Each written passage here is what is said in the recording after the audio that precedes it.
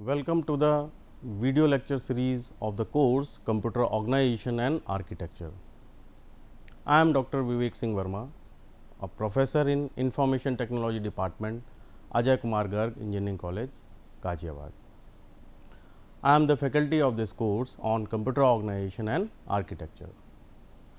In the present lecture, we will talk about various components of the computer system and their operations, and we will also talk about how particular instruction can be executed through a given system.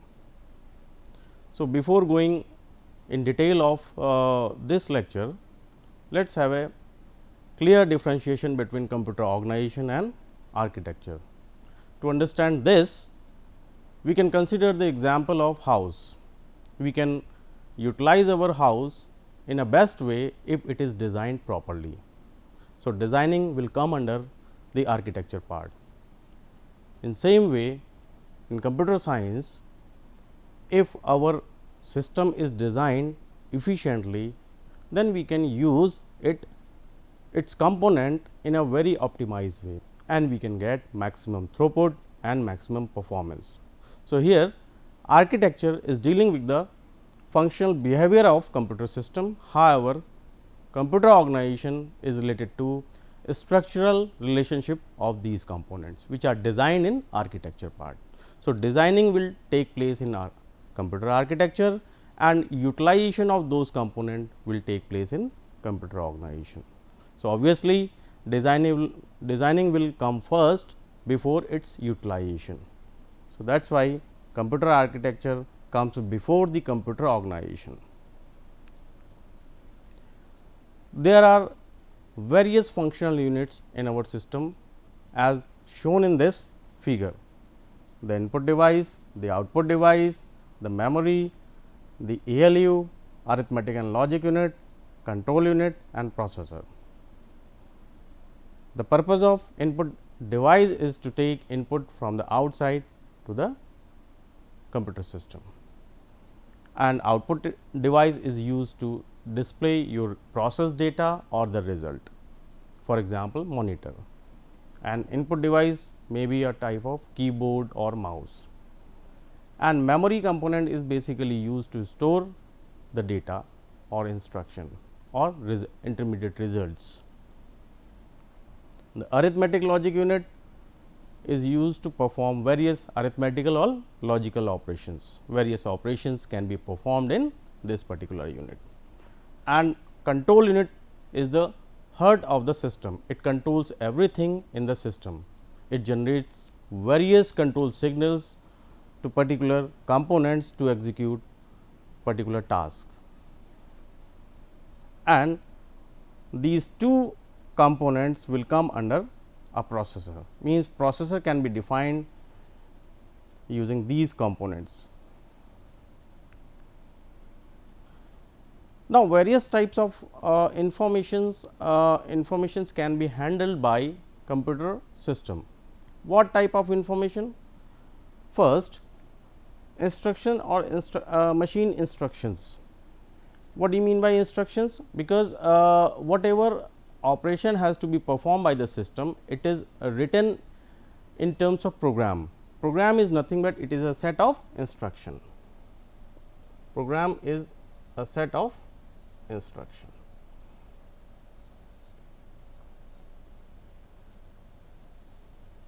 Like that. So, all these instructions are stored in a memory, and they are fetched from memory one by one, and they are executed by the system or processor, right.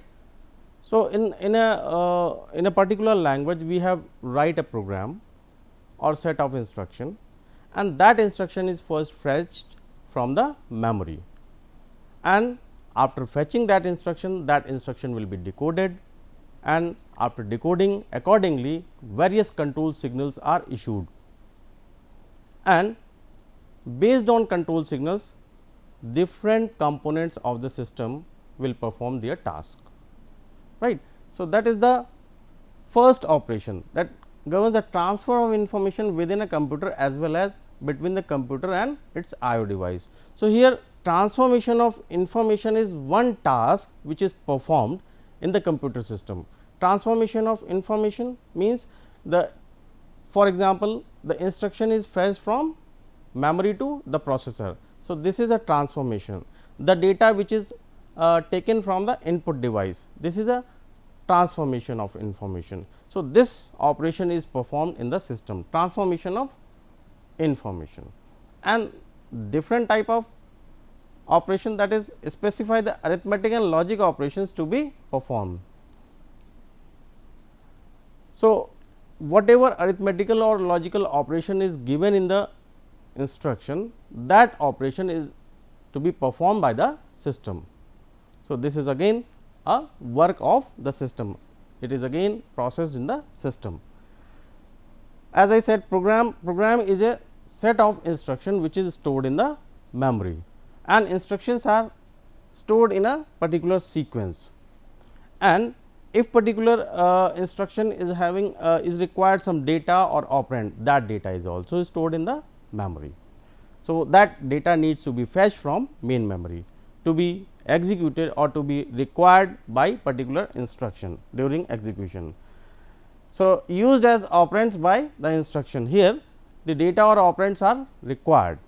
If they are required, they must be available in the main memory, and as I said, these instructions are written in particular language. So, machine cannot understand these instructions directly, which is written in, for example, C language or in Java or any programming language.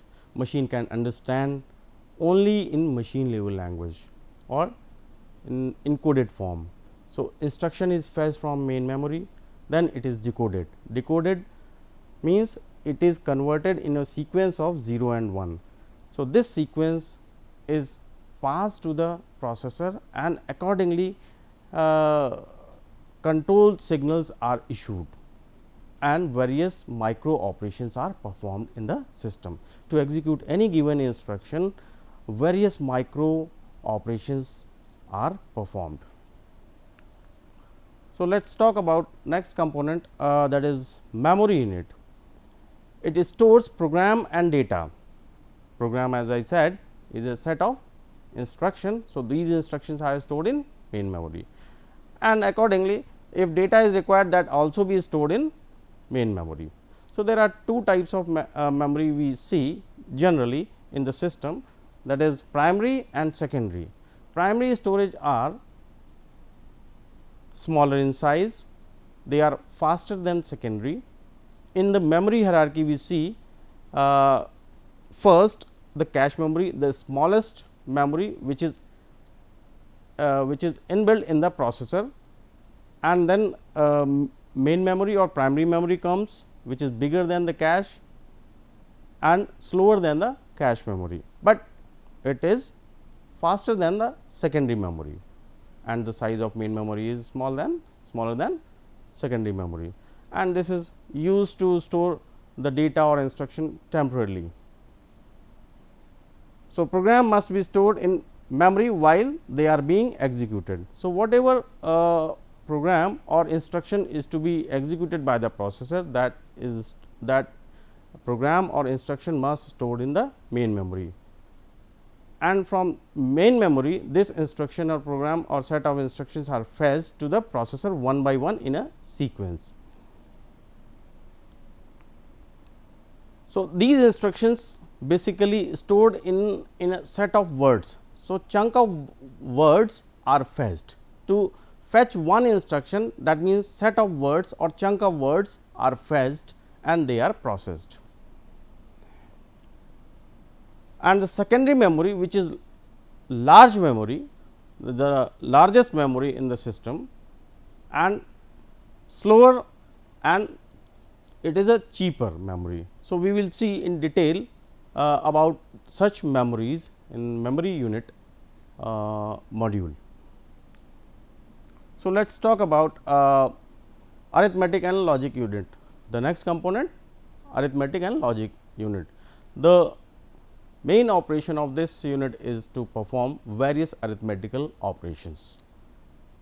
for example, addition, subtraction, shift or logical operations.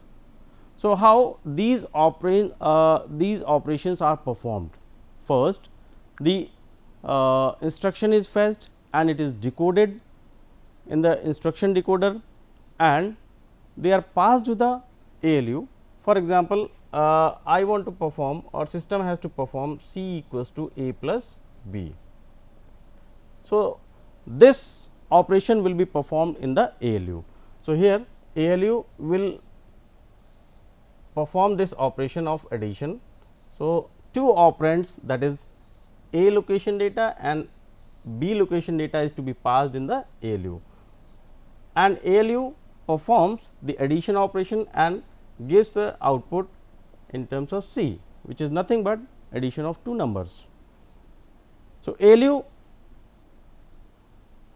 will have two inputs A and B. We have to pass these two elements, these two operands, to the ALU, and ALU will perform the addition operation, and the result value will be stored in some intermediate registers. So, registers are basically used to hold temporary data or results programmer may use. So, in our organization there are set of registers where we can store temporary data or intermediate results.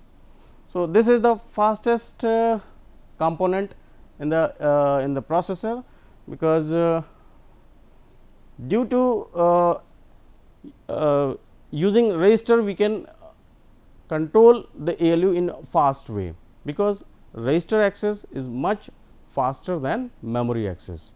So, in our programming we try to maximize the register access and minimize the memory access of data. Then the next component is control unit. In our system everything is controlled by the control unit.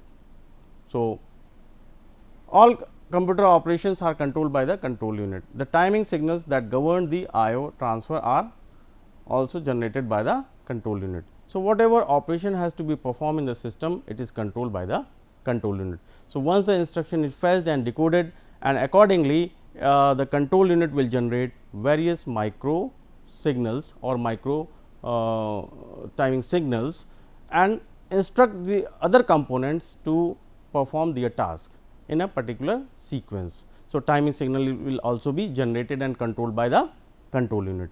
So, here the fetch of information stored in the memory under program control into the ALU, where the information is processed. So, it will control each and everything, fetching of instruction, decoding of instruction, then passing the various control signals or instructing the other components to execute particular task. This is the operation of control unit basically.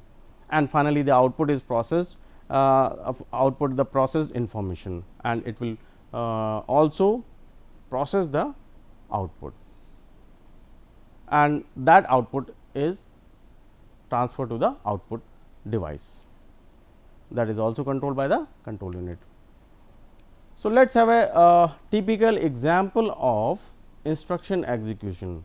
Here the instruction at log A R naught is given to us. What does it mean?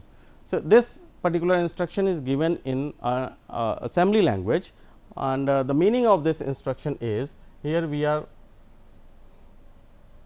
interpreting as R naught equals to memory location of A content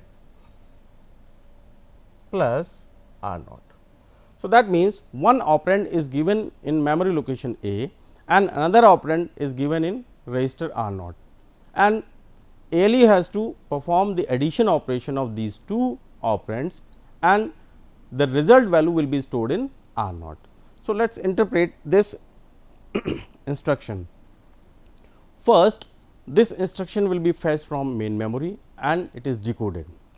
So, in this, after decoding, this operand is required, this operand is given in main memory. So, fetching of the data or the operand value from memory location A operation will be performed, and the second operand, that is given in R naught, that operand is to be connected with the ALU. So, in ALU we have to pass these two operands R0 and memory location A. So, this operand is belonging to the memory location A, it has to be fetched from main memory, and this is the local to the processor. So, it is directly connected with the ALU, and once the operands are fetched from main memory of location A and R0, this operation will be performed in the ALU, that is addition operation, and the result will be stored back to the R0. So, here you can see there are two source values, source 1, source 2, and this is your destination. And finally, after this operation, the value of R0 register will be updated. Initially, for example, R0 is having value 10 and this memory location will be having 50, and after this addition operation, the 60 value as a result will be updated in R0.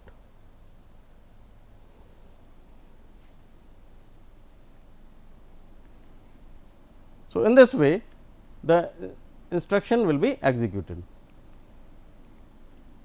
So, let us have a internal component details of the processor. Here you can see various components in the processor unit. This is MAR, MDR, control, PC, IR, R0 to Rn minus 1, ALU and memory. So, MAR stands for memory address register. The basic purpose of MAR is to store address which are generated by the control unit, because all the addresses are generated by the control unit. So, this address is to be passed through MAR. Here the processor is connected with the main memory through MAR and MDR, and this control is a bidirectional, means it can generate various control signals for the memory, and it is transferred through this connection. It is bidirectional, right.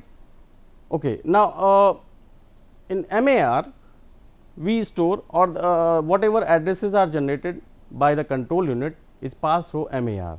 For example, in the previous case memory location A data is required. So, address of A location is passed through MAR, which is connected with the main memory, and from that location A the operand that was 50 is transferred through MDR. So, this data will be transferred to MDR, where the MDR stands for memory data register. Whatever communication in terms of data with memory is required, that will come through MDR, memory data register. So, there are basically two types of operations performed in the main memory, that is data fetch or data store, or instruction fetch or result store. So, fetching the instruction from main memory is called a read operation, and storing the data into the main memory is called as write operation. So, read and write operation will be performed. So, if data is required from main memory, it is towards the MDR, and if data is to be stored in the main memory, it is towards main memory. So, that is why bidirectional connection is given. The program counter, the use of program counter is to store the address of next instruction which is to be processed by the processor, means it holds the address of next instruction which is going to be processed by the processor. IR, whatever instruction is to be processed by the processor, that is first available in the IR, instruction register, and from IR the instruction will be decoded in the instruction decoder, which is inbuilt in the control unit. So, I already explained the control unit. Here R0 to Rn minus 1 are n general purpose registers. These registers are used to hold intermediate data or intermediate result, or the operands which are currently required by the processor for the current execution of instruction. And we have also discussed about the ALU. The arithmetical and logic operations are performed in the ALU. Most of the operations are performed in the ALU itself. So, for this instruction which I have discussed right now, add location A R naught. So, let us talk about how this operation is performed, how this instruction is executed. So, as I said, the use of program counter is to provide the address of instruction which is currently being executed by the processor. So, this address will be generated by the program counter. Program counter will generate the address of this instruction and the address will transfer through MAR, memory data address register, and this is connected with the memory where the instruction I1, suppose it is I1, where the instruction I1 is stored. This address is provided by the program counter and that address is transferred to MAR, and from MAR the fetching operation is performed. Fetching means reading of instruction. Read signal will be generated by the control unit and it will take few clock cycles to fetch the instruction in terms of chunk of words. So, this instruction will be stored in main memory in a set of words. So, these words are fetched from main memory, and once the fetch operation is completed, so that instruction is transferred to the MDR. So, data fetch operation is performed and once it is completed by the main memory, that data is to be available with MDR, memory data register. So, this instruction fetching operation was performing. So, this instruction will be available with MDR, and from MDR since this is a type of instruction, this data is a type of instruction, this instruction is to be first transferred to the IR.